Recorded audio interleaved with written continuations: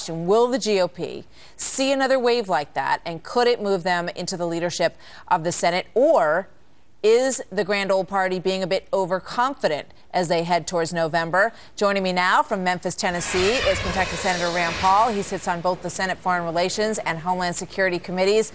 And we want to find out why you are where you are this morning. But first, I want to get your reaction to those numbers. Do you think the GOP is overconfident as they head towards this Senate race in November? Well, you know, Martha, I sense a wave election coming on. I don't know about overconfidence, but I think the American public are unhappy about not being told the truth. We were told we could keep our doctor, but now we're told, you know what, if you get cancer and you need to go to MD Anderson, or you get cancer and you need to go to Sloan Kettering, or you need to go to Harvard or Deaconess in Boston, you're told you can't go. And I mean, we were sold something that has turned out not to be true. And I think a lot of Americans, whether you're an independent Democrat, conservative Democrat, they're unhappy with the president for not being honest with us about what we were getting with this health care change. You know, after the last presidential election, there was so much discussion about the polls, the exit polls, really, and what they revealed to the Republican Party about who they were reaching and who they were clearly not reaching. And that was minorities, that was women. You are at some meetings this morning to sort of shed some light on that issue for your party. What are you finding? You know, I'm at the Republican National Convention in Memphis, and I'll tell them that the party needs to be bigger, bolder, and better, more inclusive. I'll meet this morning with members of the business community, the African-American business community in Memphis. I do that every city I go to because we have to have a bigger party, a more inclusive party.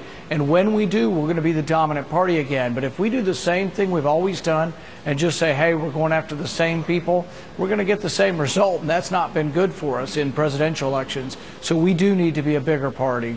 Yeah, I want to pull up some numbers for the folks at home to take a look at that back up exactly what you're saying. And for your party, it appears there's still a lot of work to be done in that regard. When asked how you would vote in the next election, let's pull up this first one.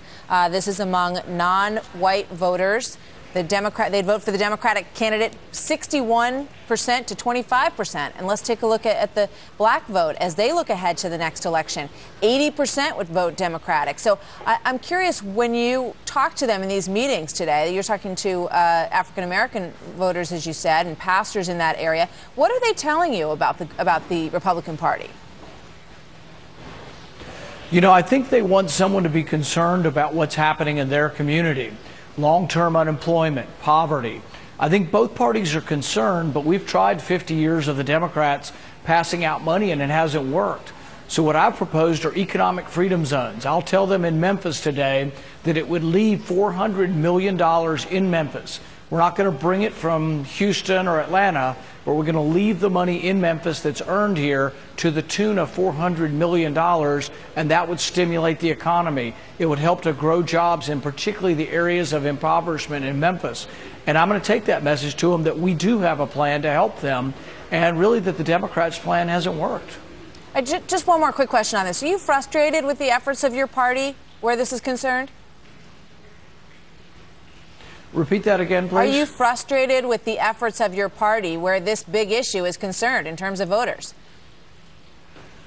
I wouldn't say frustrated. I just say we have to do more. And I'll tell them this morning that we have to go places sort of like what Captain Kirk used to say. We need to boldly go where no Republicans have gone before. So we need to go to Harlem, East L.A., Berkeley, maybe even Hollywood, although that might be dangerous. But we need to go to places that we haven't been going. All right. I do need to get your thoughts on the latest news on Benghazi this morning, an issue that you have been very involved in. There's word that Democrats might put forth just one person for that panel. What do you think about that? You know, I think if Democrats refuse to participate in finding the truth about Benghazi, that it's a disservice to the memory of Ambassador Stevens and to those who died in Benghazi. It also shows a lack of concern for trying to prevent this in the future. This was a terrible tragedy and really was dependent on a lot of decisions that Hillary Clinton made in the 6 months leading up to this.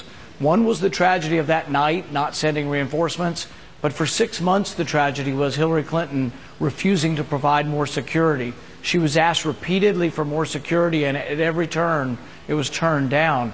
These questions need to be thoroughly gotten into, and I frankly think that Secretary Clinton needs to come back and testify, and she needs to be asked point blank, why didn't you send reinforcements, and why did you not provide adequate security? Understood. But in terms of political strategy, if the Democrats decide, you know what, we think that it will not look all that great for Republicans to hammer at Hillary Clinton about this with not one Democrat on that panel, and that would maybe not play well for Republicans, that may be their strategic move. I think it'll be a big mistake on the part of Democrats not to participate, because I think if they don't, it'll be a dishonor to the people who died in Benghazi, and I think it'll show a lack of seriousness. I mean, one of the things that Secretary Clinton's going to have to overcome, as she said in those hearings, what does it matter?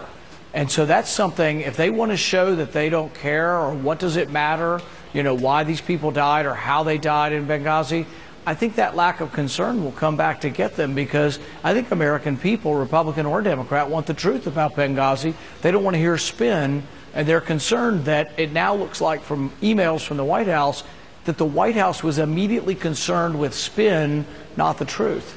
Senator Paul, thank you. Always good to talk to you. We'll see you soon. Thanks, Martha.